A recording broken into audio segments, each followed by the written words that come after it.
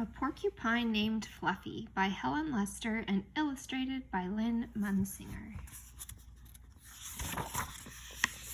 When Mr. and Mrs. Porcupine had their first child, they were delighted. Now he needed a name. Should they call him Spike?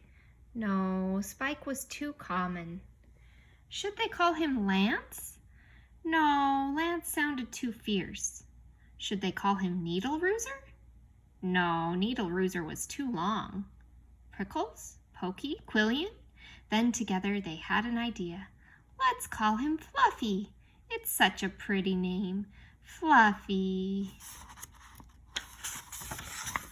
But soon there came a time when Fluffy began to doubt that he was Fluffy. He first became suspicious when he backed into a door and stuck fast. That was not a Fluffy thing to do.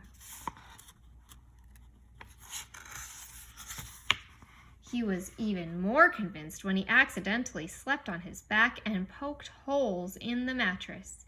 A very unfluffy thing to do. When he tried to carry an umbrella, he knew the truth without a doubt. Fluffy definitely wasn't. So he decided to become fluffier. Clouds are fluffy, he thought. I'll be a cloud. But he couldn't stay up.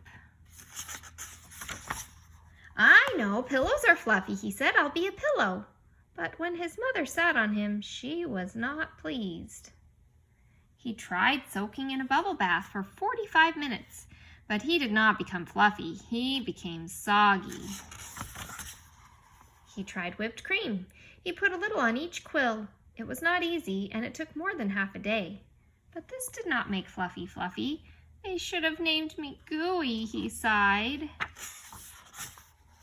He ate a lot of fluffy marshmallows. He rolled in shaving cream and feathers. He even tried to become a bunny. But the truth remained, Fluffy wasn't. One afternoon, Fluffy set out for a walk, trying to think of ways to become fluffy. Before long, he met a very large rhinoceros. "Grrr," said the rhinoceros, "I'm going to give you a rough time." Fluffy didn't know what a rough time was, but he didn't like the sound of it at all. "What is your name, small prickly thing?" asked the rhinoceros unkindly. "Fluffy," said Fluffy. The rhinoceros smiled. He giggled, then he laughed out loud. He rolled on the ground, he jiggled and slapped his knees. He roared with laughter.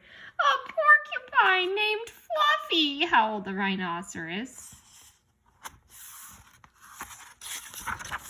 Fluffy was embarrassed, but he tried to be polite. "And what is your name?" he inquired. "I can't say it," giggled the rhinoceros.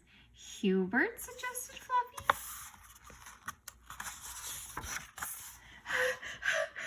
"Oh, help, I just can't say it. I'm laughing so hard," said the rhinoceros. "Harold, or maybe Herman?" asked Fluffy.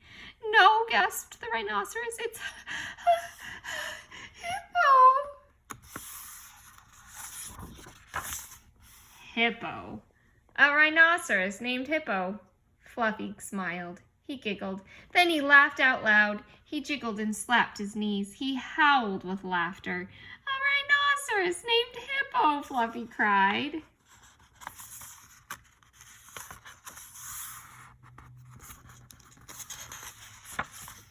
A porcupine named Fluffy. A rhinoceros named Hippo. It was almost more than they could bear. Hippo and Fluffy rolled on the ground, giggling and laughing until tears came to their eyes. At last they lay exhausted on the ground. From that time on, they were the best of friends.